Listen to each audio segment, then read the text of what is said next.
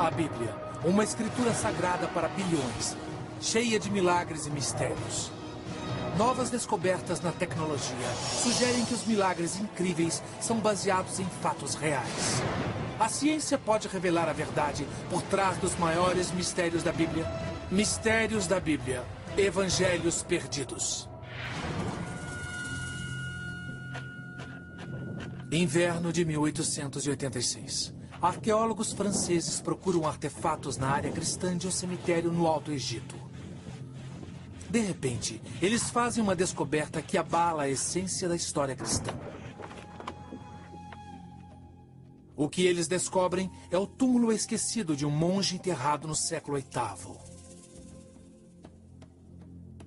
Mas o maior achado é o que o monge está levando consigo para a próxima dimensão. Aqueles que enterraram o monge aparentemente pegaram este livreto de papiro e colocaram junto ao corpo. Assim ele poderia entrar na próxima vida com um de seus livros preferidos. Ele contém não Mateus, Marcos, Lucas e João, mas ele contém o Evangelho de Pedro. Aparentemente, o livro é um evangelho de verdade, um relato em primeira mão da vida de Jesus. No entanto, o texto teria sido escrito pelo apóstolo Pedro. Há quase 2000 anos, tudo o que os cristãos sabiam sobre Jesus vinha dos evangelhos da Bíblia cristã, nos relatos de Mateus, Marcos, Lucas e João. Seria aquele um relato perdido real da vida de Jesus, escrito por Simão Pedro, o líder escolhido dos apóstolos? A descoberta disparou ondas de choque pelo mundo dos estudos bíblicos, e essa onda de choques continua, enquanto novos evangelhos, evangelhos perdidos, emergem em inúmeras escavações arqueológicas. O evangelho de Tomé, o evangelho de Maria Madalena e até o evangelho de Judas. A descoberta deles revelou histórias chocantes e controversas sobre Jesus e sua mensagem. Histórias que foram omitidas pela igreja.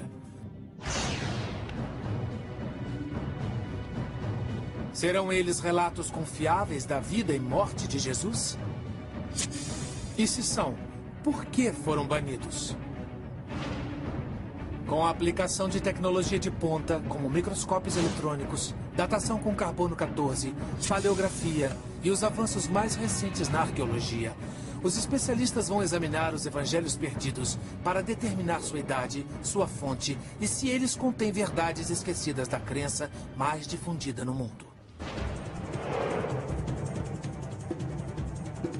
A descoberta dos evangelhos perdidos também revela uma batalha secreta, agora esquecida, mas um dia vital. A batalha pela alma da cristandade.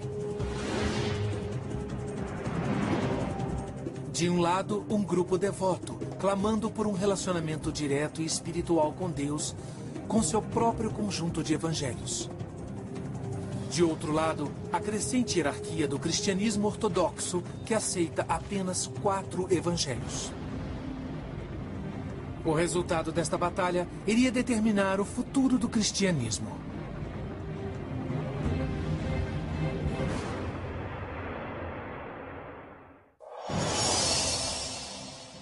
Mas, nos primórdios dessa crença, não havia literalmente nenhum evangelho, nem Bíblia cristã.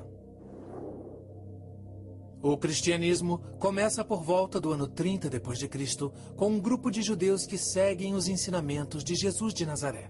Contamos a história através de histórias, e foi assim no início da jornada de Jesus. As pessoas que estavam à volta dele, os pobres, os marginalizados, muito provavelmente não sabiam ler ou escrever. Então faziam o que os outros faziam. Eles contavam histórias. As pessoas devem ter conversado entre si. Você conheceu Jesus? O que ele disse quando vocês se encontraram? Você estava presente quando ele estava na estrada? Você se lembra da história? O que eu ouvi foi isso. As histórias de Jesus não foram passadas para o papel por décadas. Estudiosos acreditam que o evangelho mais antigo, o evangelho de Marcos, foi escrito por volta do ano 70 d.C., 40 anos após sua morte. Mas esse não foi o único evangelho. Lá pelo ano 200 depois de Cristo, não havia somente os 4 evangelhos. Pode ter havido até 50. Eram documentos como o Evangelho de Felipe, o Evangelho dos Hebreus e a Revelação de Pedro. Alguns desses livros foram mencionados por escritores da antiguidade, mas até recentemente todos estavam desaparecidos. O que aconteceu com eles? E por que há somente 4 evangelhos hoje? A resposta nos leva menos à fé e mais à política. A Bíblia não caiu do céu. A versão final da Bíblia foi feita por pensadores cristãos que representavam um ponto de vista específico. O surpreendente é que a Bíblia cristã, como a conhecemos, não surgiu de fato até 300 anos depois da morte de Jesus. E o homem que determinou o conteúdo da Bíblia cristã tinha interesses poderosos, que tinham pouco a ver com religião.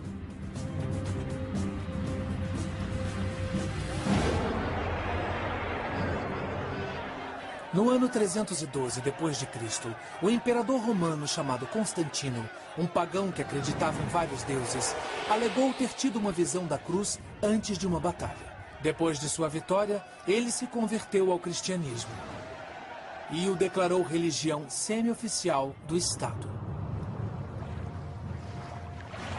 Constantino queria controlar essa nova religião para unificar o Império Romano, que estava se desmantelando.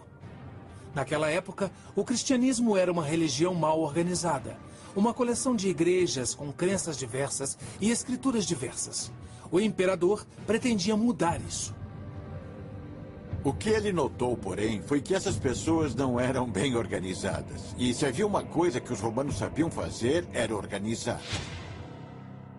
No ano 325 d.C., o imperador Constantino convoca o Concílio de Niceia para estabelecer a doutrina básica do cristianismo. Ele reúne os líderes religiosos mais poderosos de todo o mundo para discutir a oficialização de uma religião cristã formal. Uma das coisas interessantes é que se torna claro que ele está primeiramente interessado na unidade. Ele quer que a religião cristã forneça a base ideológica para o império. O objetivo do Concílio de Constantino era unificar a fé religiosa e politicamente. Depois de semanas de debate, os vários bispos e padres concordaram com um conjunto de princípios que unificaria todo o cristianismo e colocaram a religião sob o controle firme do imperador. E então ele usou sua autoridade para dizer: muito bem, pessoal, é isso aí. As coisas mudaram drasticamente com Constantino. Temos uma redefinição total de como Deus deve ser entendido.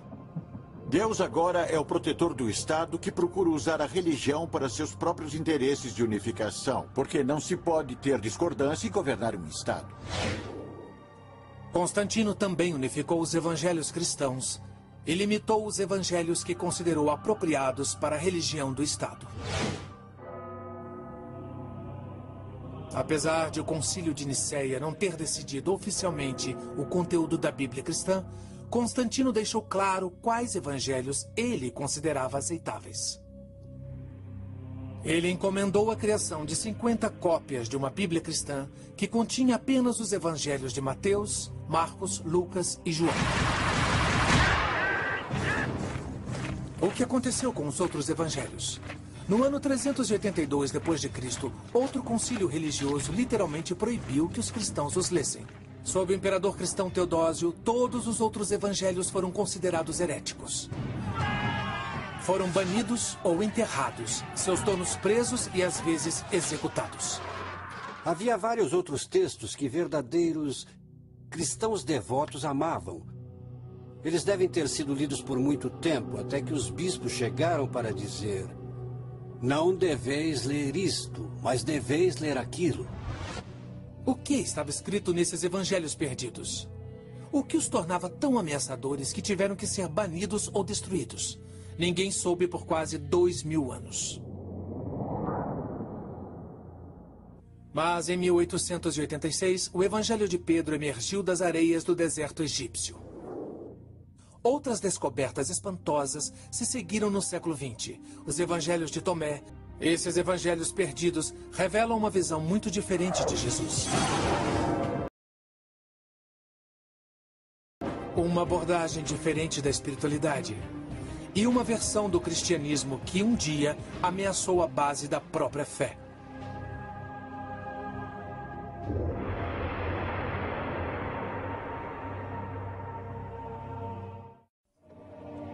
Durante quase 2000 anos, os cristãos acreditaram que existiam apenas 4 evangelhos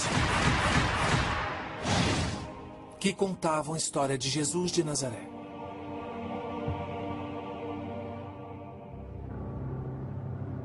Em 1886, o Evangelho de Pedro foi o primeiro evangelho perdido descoberto em séculos, sugerindo a existência de uma história secreta de escrituras proibidas.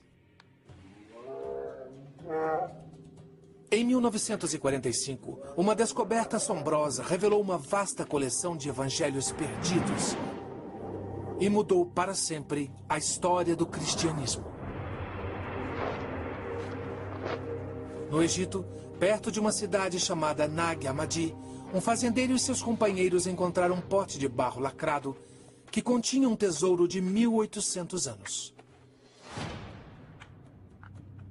Dentro dele, havia 52 textos com títulos, como os Atos de Pedro,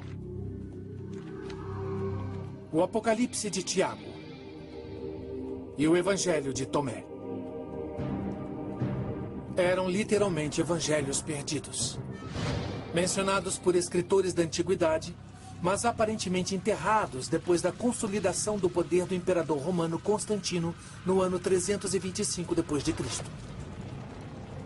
As escrituras só haviam existido como lendas, até aquele momento. E talvez a mais surpreendente dessas escrituras perdidas seja o Evangelho de Tomé. O Evangelho de Tomé é um documento fascinante. Foi traduzido do grego para o cóptico e contém palavras de Jesus. E muitas das coisas contidas no Evangelho de Tomé encontram-se também no Novo Testamento. No Evangelho de Tomé, Jesus parece transmitir uma estranha mensagem, um ensinamento secreto muito diferente do contido nos evangelhos tradicionais. Os evangelhos tradicionais ensinam que Jesus é o único Filho de Deus. O Evangelho de Tomé sugere que todos nós podemos nos tornar filhos de Deus. Ele diz: quando conhecerdes a vós mesmos, então sereis conhecidos, e entendereis que sois filhos do Pai vivo. Em outras palavras, se Jesus pode ser aceito